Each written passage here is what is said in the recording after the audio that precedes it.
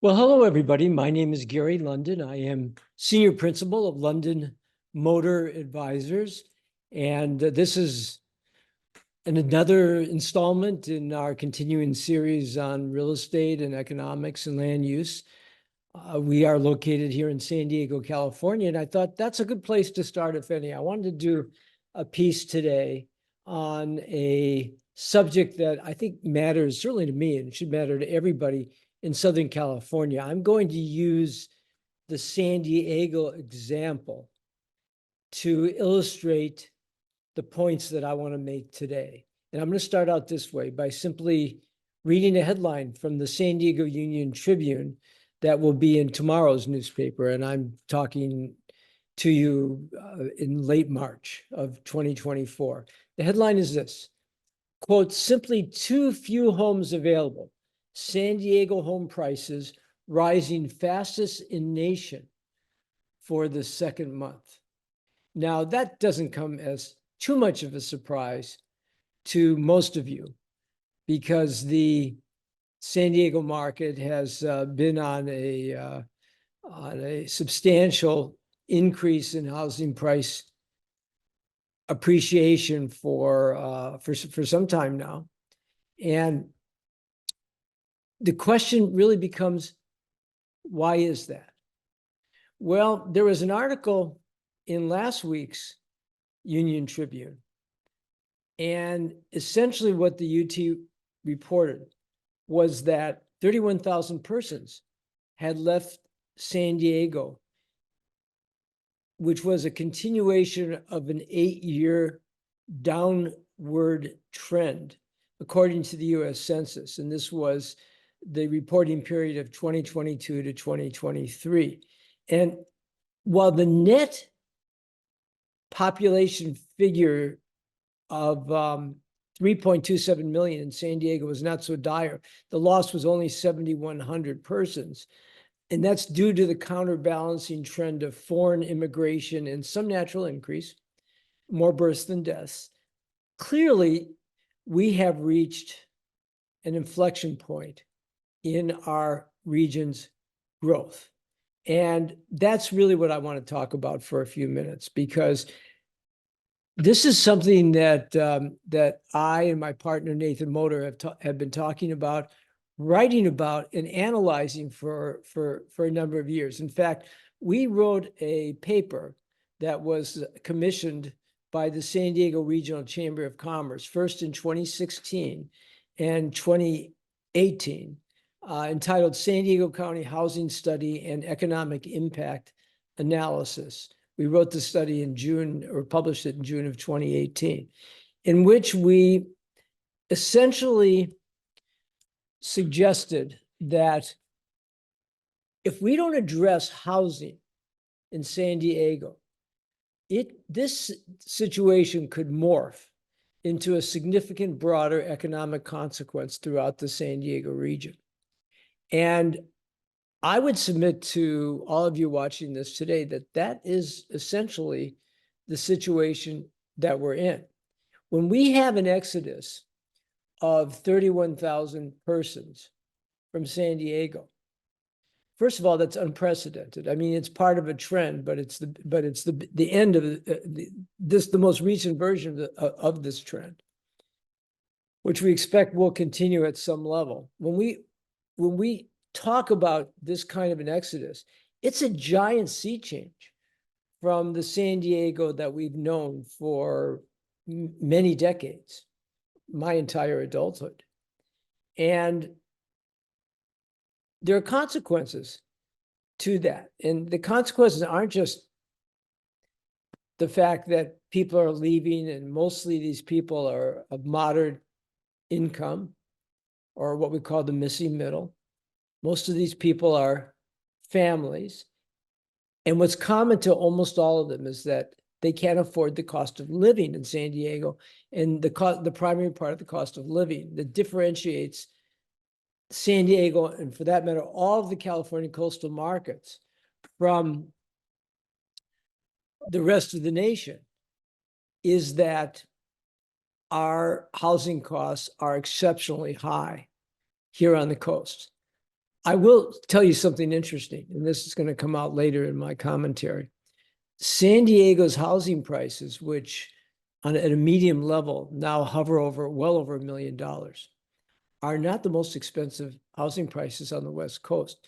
That honor goes to the San Francisco Bay Area, and particularly the Silicon Valley, and Los Angeles West, Orange County, even Seattle are experiencing higher housing costs than the San Diego market. So this is a problem that is not just here, it's everywhere. We are experiencing the most growth and appreciation, and the reason for that is because we're just not building the housing, and that's the reason for the exit of all these people. And the problem with this is that it's not just that fact that people are leaving. It's the fact that there's going to be pain on multiple fronts. There's an overall shortage of housing units, and that means also that there's going to be a geographic, already is, a geographic maldistribution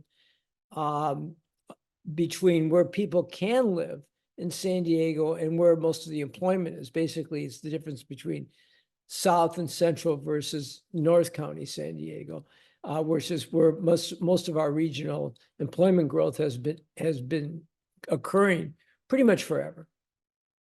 And most importantly, a regional tilt toward multifamily housing over single family housing. Now, let me give a shout out, particularly to the city of San Diego. And this applies to some of the other cities as well, certainly Chula Vista, and even some of the inland smaller municipalities have all been really responsive to trying to get housing built to fill the gap. In the city of San Diego, they've had a program that many are familiar with called Complete Communities. And what that basically has achieved is a lot of apartment units in what we call infill locations throughout the city. And that's been a good thing.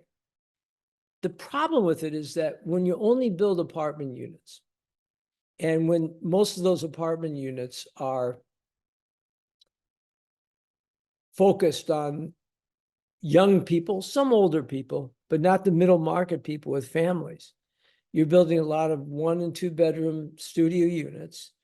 And that's not where the market crisis is. And the city is doing a really good job of trying to get housing counts up. It's just a type of housing problem that we have. And the city of San Diego has run out of what we call greenfield properties, which is to say that the way that we used to accommodate our growth was, instead of growing infill or growing up and vertical, we would grow out and we would develop master plan communities. And the housing counts in those master plan communities were much higher than the housing counts that could possibly be achieved when we're agreeing to do infill housing. So the point is that no matter how many housing units are built in the city of San Diego and the city of Chula Vista and a couple of the other cooperating communities that have been warm on housing, it can't ever match the demand for the housing. And because supply is lower than what demand is, housing prices go up, and they're going to continue to go up. The maldistribution is one thing that is really very worrisome. And this is where public policy has to be addressed. Because if we continue to have that missing middle leaving San Diego, as apparently is the case, because they can't be accommodating the kind of housing units that are actually being built or being permitted, then we're losing people that are employed in frontline jobs, the hotel industry, the retail industry, young professionals starting to raise a family, certainly public agency workers, people that work for the municipalities, people that work for the school district, policemen, firemen. These are the markets that we're not building towards, and these markets have been struggling.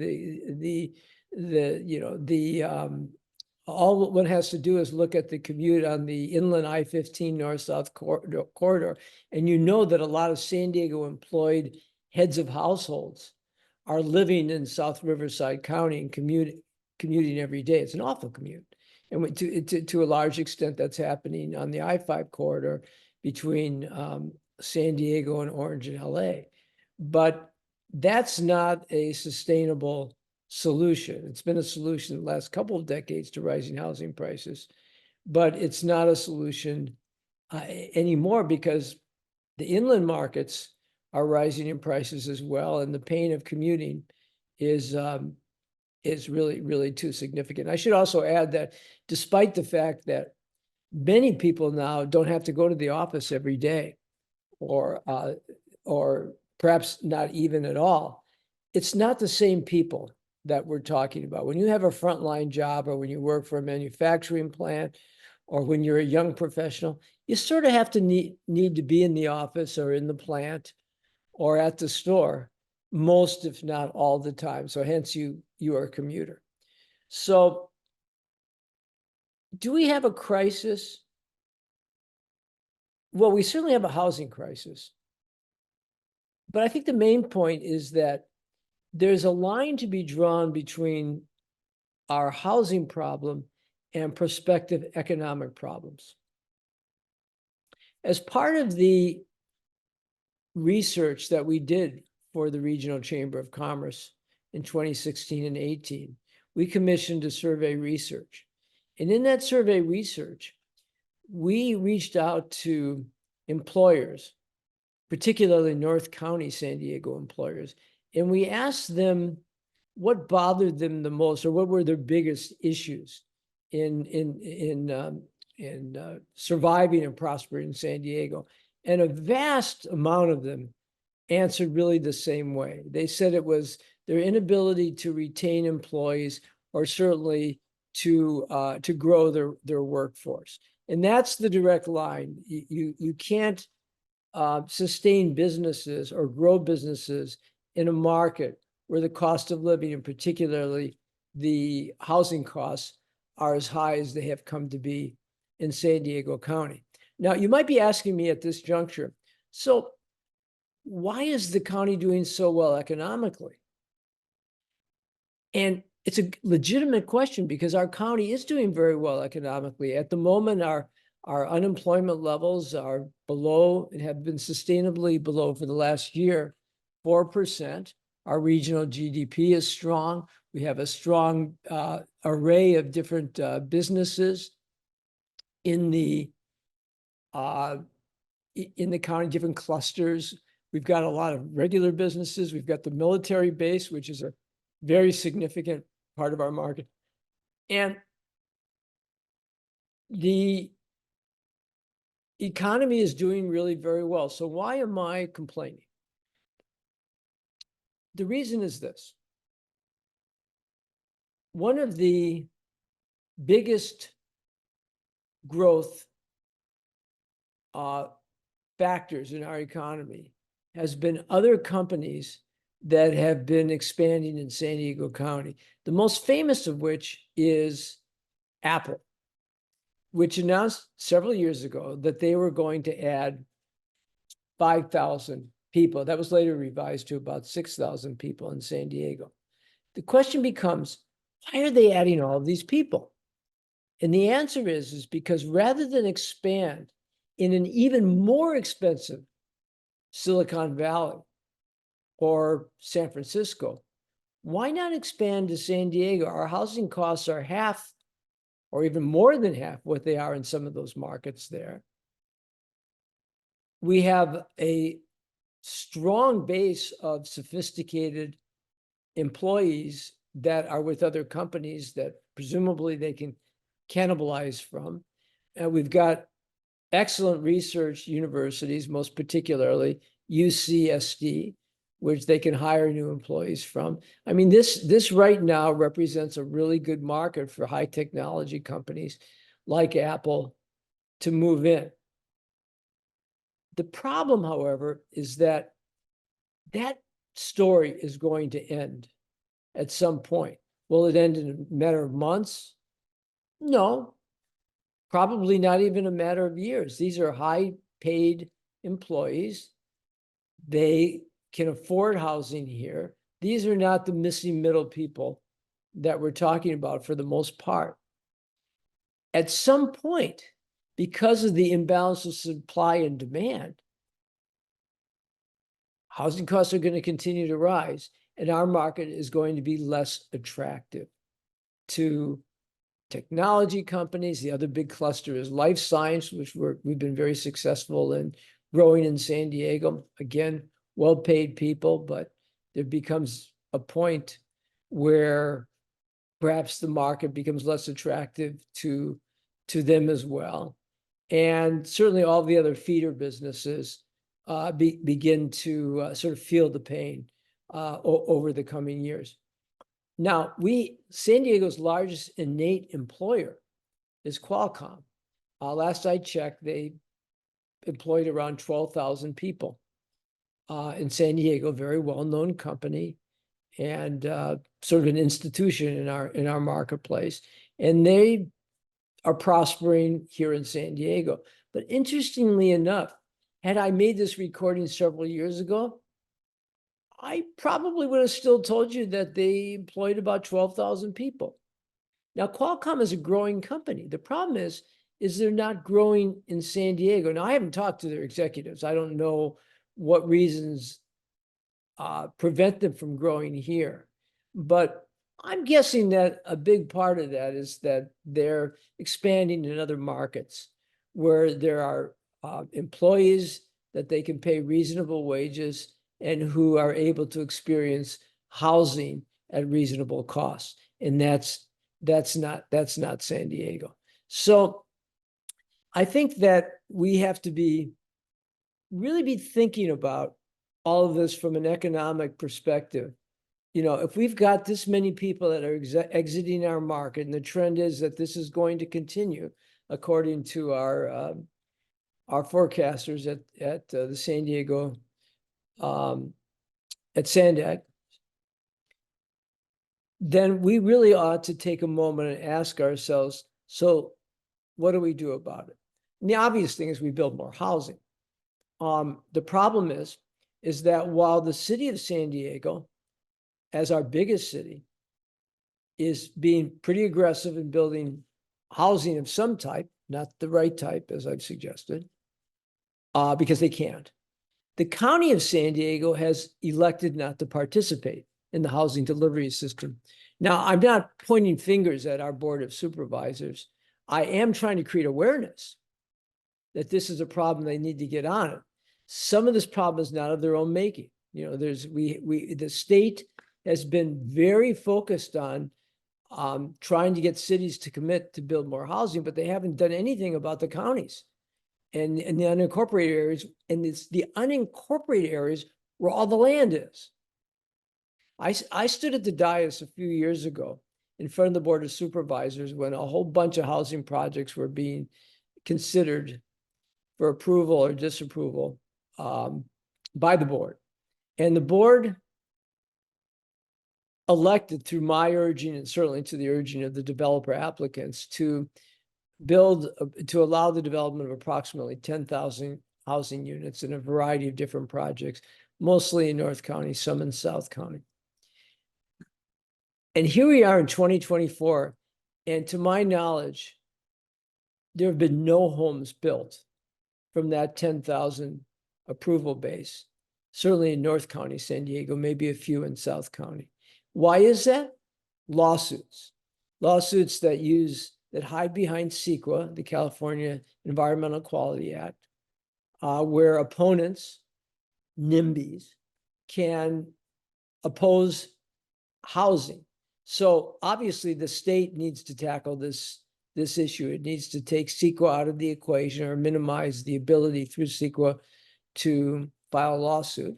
The state needs to pass legislation to make it a little bit easier for housing to be built in these areas. And to my knowledge, they're getting virtually no attention to these issues at all. Now, beyond the fact that people my age, baby boomers, are losing their children and grandchildren to other places like Vegas and Arizona and Texas and Florida and other Sunbelt states that are far less expensive. The problem also is that they're taking away our fiscal resources as well. In other words, if we can't replenish our businesses, if we can't add to the property tax base by building housing, our municipal budgets will suffer.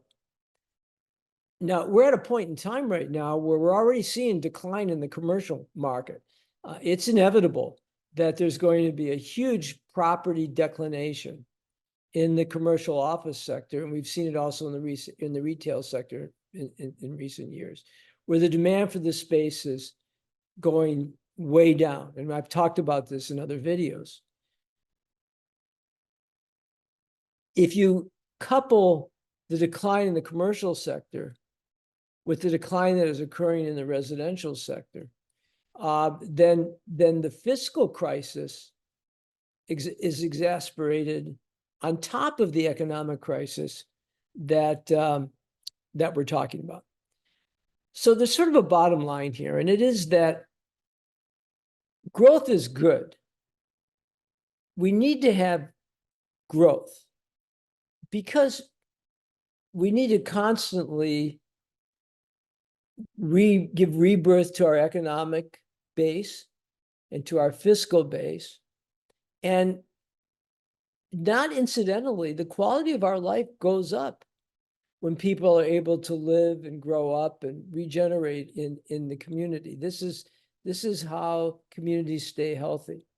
And I would submit that if you don't think so, if you disagree with me, and many do, because people are very covetous of a quality of life that they once experienced here when our population was half of the 3.2 million that it is today. I call that a Kodak moment. If any of you remember Kodak, there was a time when people moved into San Diego in the 70s and 80s and 90s of the last century, and they moved into brand new communities that were built by builders for them. And they did a mental snapshot. And over all the ensuing years, as people got older, as they were raising their children, they've kept that mental snapshot in their head. That's the Kodak moment. And they don't want to see change from that.